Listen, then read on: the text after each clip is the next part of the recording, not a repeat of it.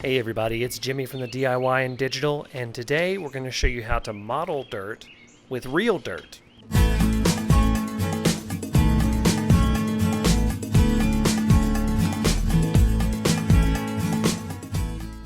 So here's what we're going to try and do today. You can see this area of just raw dirt with a little bit of ground cover on it. I'm going to show you guys how I did this. It all starts in the backyard. Now I live in the southeastern United States, which means that I have some red clay in my yard. So we dig it up and we fill this baking pan full of dirt. Next we bring it back inside, we preheat our oven to 350 degrees, and then we put the pan full of dirt into the oven. The reason that we do this is to A, kill any possible parasites that are in the dirt, and B, this dries out the dirt and makes it easier for the next steps. We bake it at 350 degrees for 30 minutes.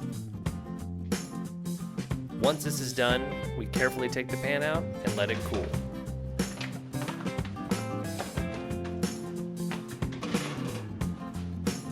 Once the pan is cool, we're ready to start sifting our dirt and getting it down to the size that we can use. We'll be using simple tools. I picked up this sifter at Dollar General in the cooking section for about $3. You can get them cheaper some places. And I'll just be using a cup that I had lying around to scoop the dirt.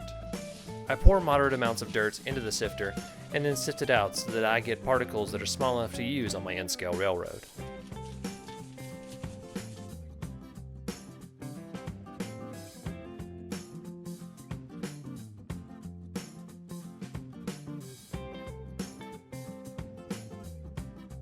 You can see it here, I've got it to a pretty fine consistency, which is good for our railroad. Next, I take an old Woodland Scenic shaker bottle, always save those bottles, put a funnel on it, and pour my new dirt into the bottle so that it's easier to use.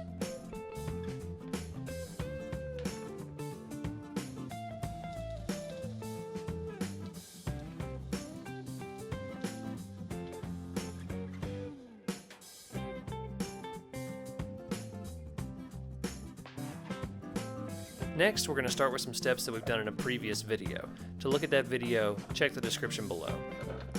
Next, we'll put on our white glue to hold on our base level of dirt. As you can probably tell by now, I go through a lot of white glue.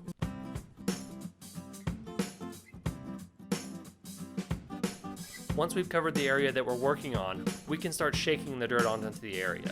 Now normally I use a spoon or I hand shake it, but because this area is so small, it's relatively easy to manage. When I'm doing a larger area, I use different tools to help manage the amount of dirt that I'm using. One very important thing to note is to always pick your base paint color to closely match the dirt that you're using. Notice I picked this reddish brown color so that it would match the dirt that I would be using. Now I just take a brush and dust off the extra dirt that's gotten into the areas that I don't want it to be.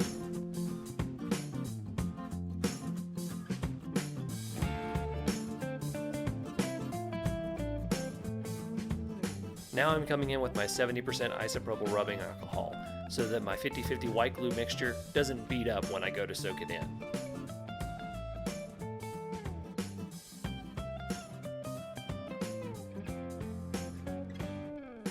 Now I bring in my 50-50 white glue mixture for the final coat. You can see how the alcohol helps keep it from beating up on top of the dirt.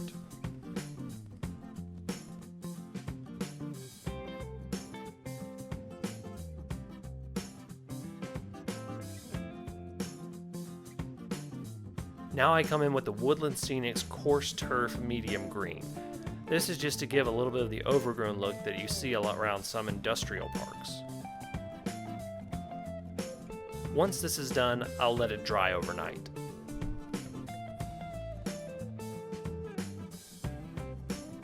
And here's the final result. I'm personally very happy with this, and I plan to use it on a lot of my layout.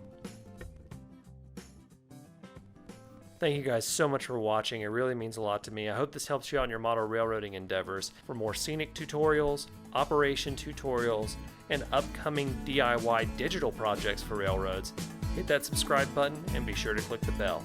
For now, I'm Jimmy from the DIY and Digital. Happy railroading.